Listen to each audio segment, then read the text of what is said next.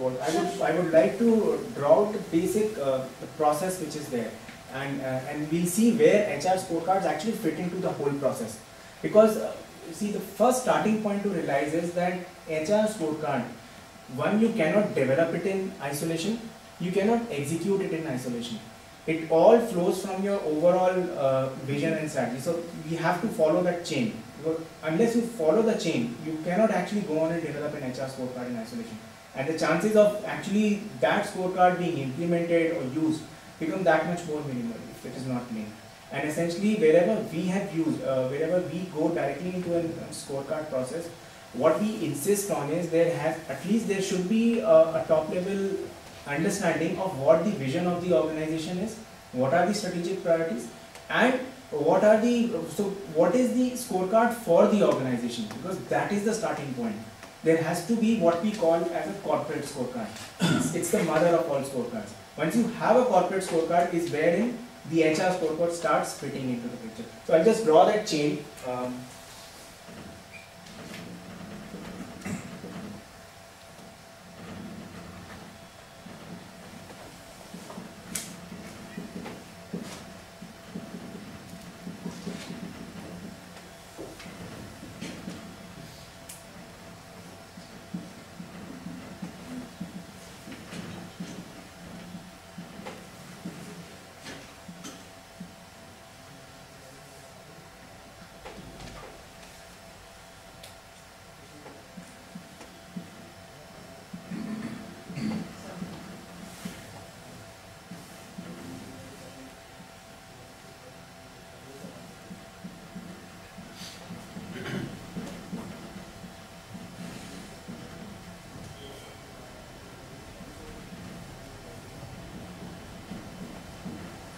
Essentially, if you look at the overall cascade, there has to be an organizational vision and it has to be defined in a particular way.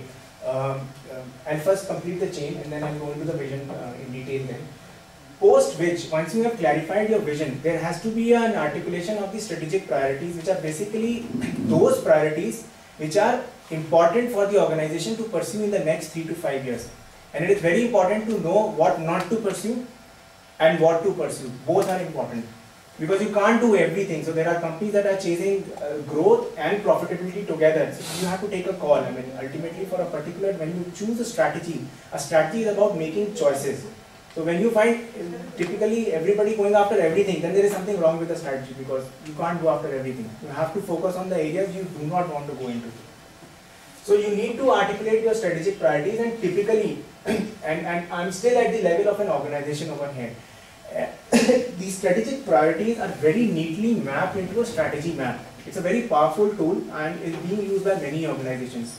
So a strategy map essentially gives you one picture of the critical strategic priorities for an organization. So it's a very neat and concise representation of that, and I'll show you a sample strategy map also. Once you have a strategy map and your strategic priorities listed down, is when you should articulate a corporate scorecard. And so the transition from defining strategic priorities to a scorecard is essentially, what we have to realize is, strategic priorities is what is it that we have to do. It's the action. Scorecard is a measure of success of those actions.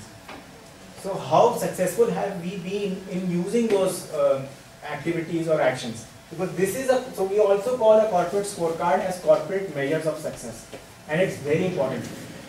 So first of all, for any organization, whether it is it's a university like a UPES, or it is a for-profit organization like Tejo Engineering, or any other like Emerson or any other firm, there has to be an alignment among the top management that these three things need to be there.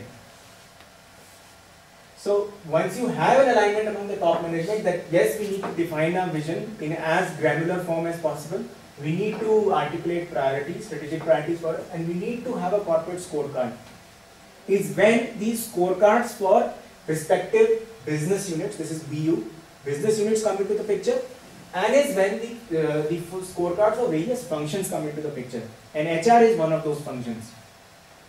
Because what is going to happen is, if you do not have a corporate scorecard and that scorecard is not really tracked at that level. So if there is nobody who's actually measuring the performance of the company through a scorecard, then it would be very difficult for you to go down into functional scorecards and business unit scorecards, because there is no alignment there, and that breakage will happen, and there will be a lot of what I would say disruption happening at this level, and it's not an ideal way to get into. So essentially this is the flow which has to be followed.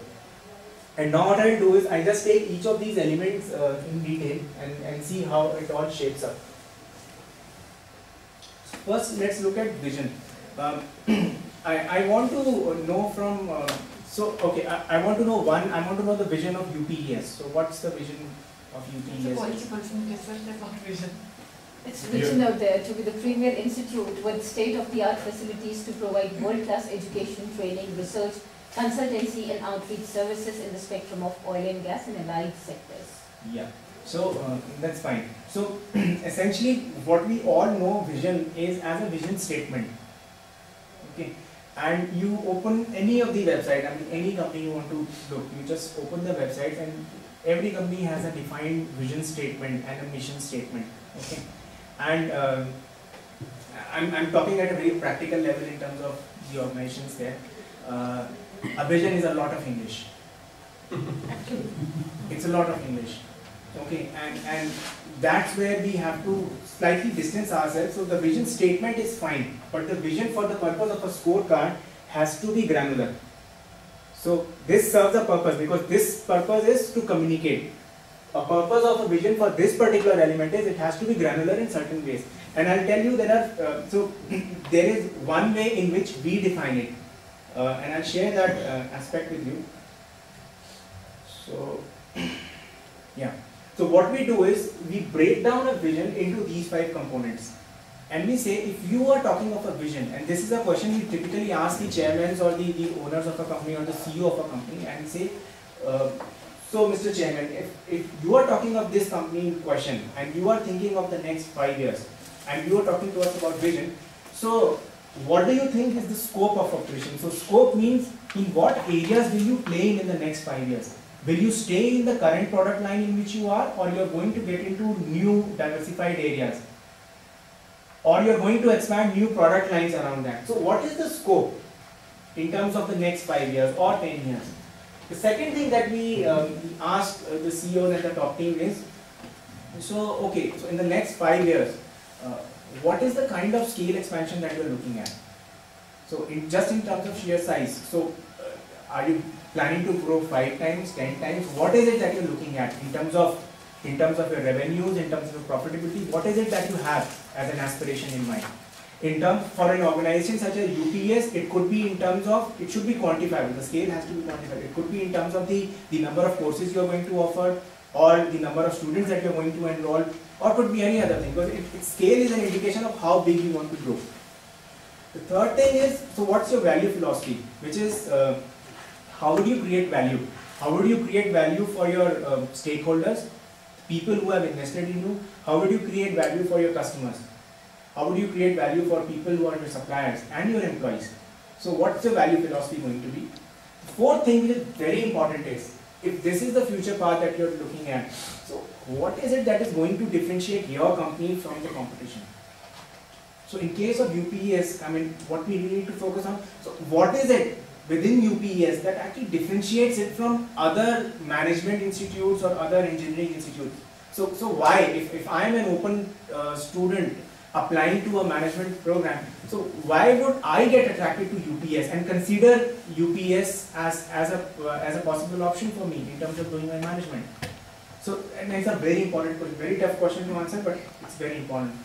And finally, so what are you planning for as a mechanism of growth? So are you looking at inorganic growth? Are you going to acquire other firms, or are you going to grow organically? So what it does is essentially, it's not a foolproof breakdown of a vision statement, but at least what it gives us is that it gives you a 80 to 90% way of structuring the vision in some format, and it helps you list that thing down. So and this typically, when we do it in organizations, it essentially is a 2-day affair in terms of the entire workshop and the top team, and there is a whole level of one important thing is that we involve a lot of middle management in this, creating the vision, crafting the vision. Because what, I mean, a critical point that we have noticed of late in Indian organizations is that it's very easy for a CEO to have a vision. It's very easy for a chairman to have a vision. He's thinking about his company day in and day out. Okay, but however, you might miss a very important layer of the middle managers, your key middle managers, if you do not involve them in crafting your vision.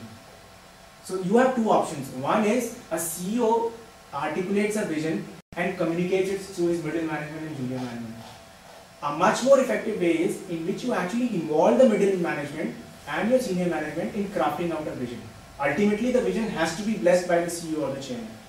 But the process is much more inclusive and it's much more powerful, because what happens in a one single stroke, you get the buy-in and involvement of so many people.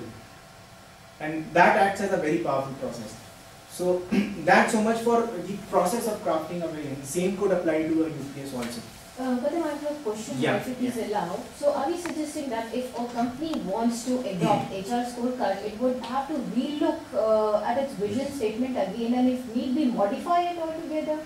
Yeah, so what I am saying is, if a company has to adopt an HR scorecard, it needs to define, or at least whatever vision it has defined for itself, it needs to detail it out in terms of some granular elements. Okay. There is no need to redefine it, because if your business is not going to grow, it's not going to grow. I mean, you can't change your vision. It's just that you have to articulate in a certain fashion that enables you to arrive at scorecards. That's the only thing. Okay. So you have to granularly define it. That's the only thing. Because the core aspect of a vision like scale is predominantly defined by your aspirations and the economic situation outside. I mean, you can't do anything about it. So that's it. Then, sir, can you go back? Yeah, please. Can you cite an example on the value philosophy? Yeah, so value philosophy is essentially around conversions of, so how are you planning to create values? You know, and there are various, so what I will do is I'll share certain examples with you, and let's have a look at certain examples of vision.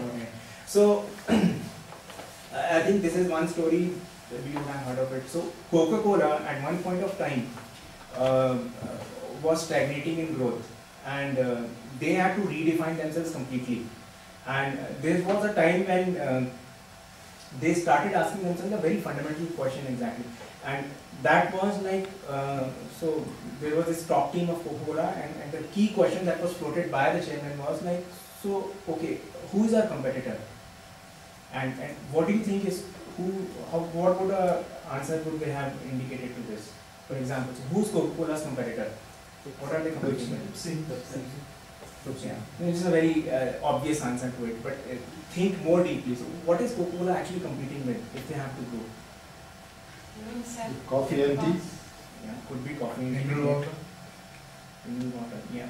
So essentially what they decided was that they said that anything that is drunk, essentially their core competition is water, consumption of water.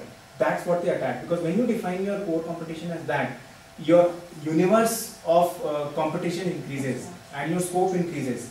That's where you start playing, essentially. So anybody who wants to reach out to a glass of water, their aim was that he should have a substitute available in terms of a Coca-Cola product. Not exactly Coca-Cola, but some product of Coca-Cola. And when they defined that, it's because of that they were able to add so many product lines to their portfolio and actually expand their entire business for them. So it's one of the key transforming examples of a vision. And today, as we see, 1/6 of the world's population consumes Coca-Cola every day. That's it. Then